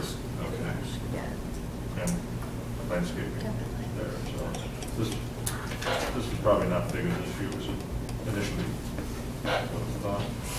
Well, it looks like you're making a significant effort back there to do something between the landscape, the mound, the fence. Yeah, no, I mean, we understand this is sensitive.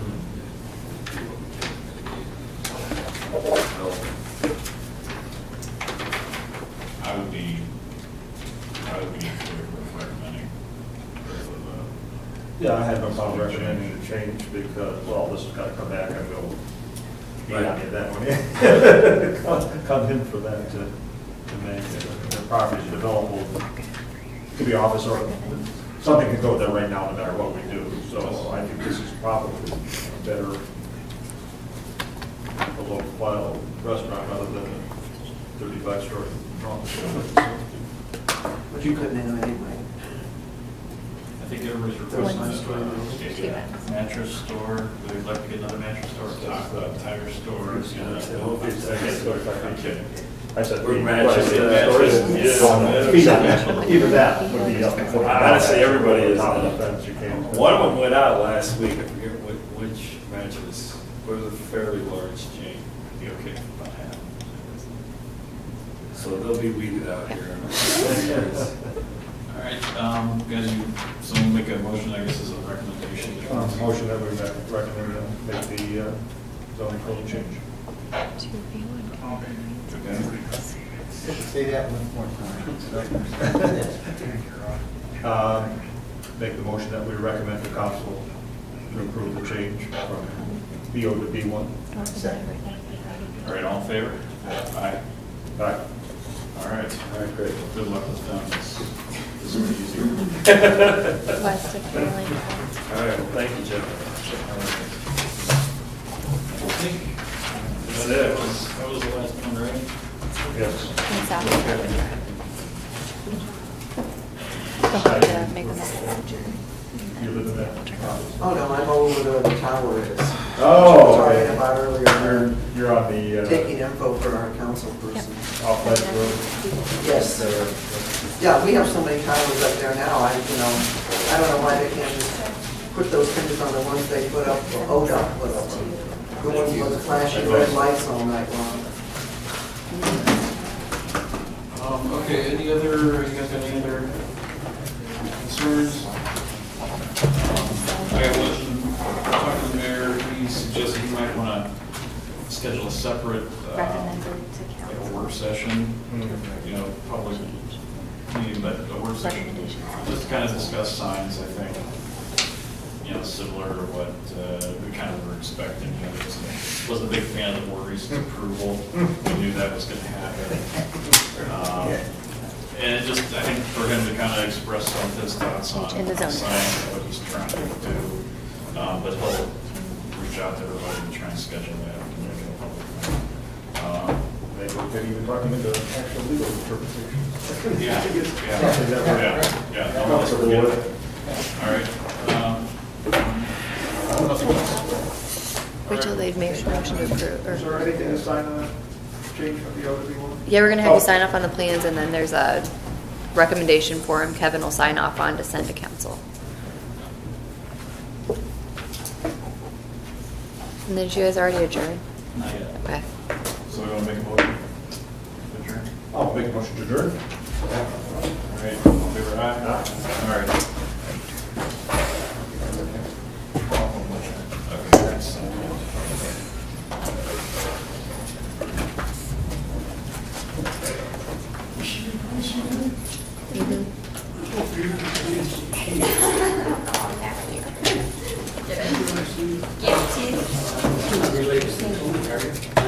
I am, that's my husband.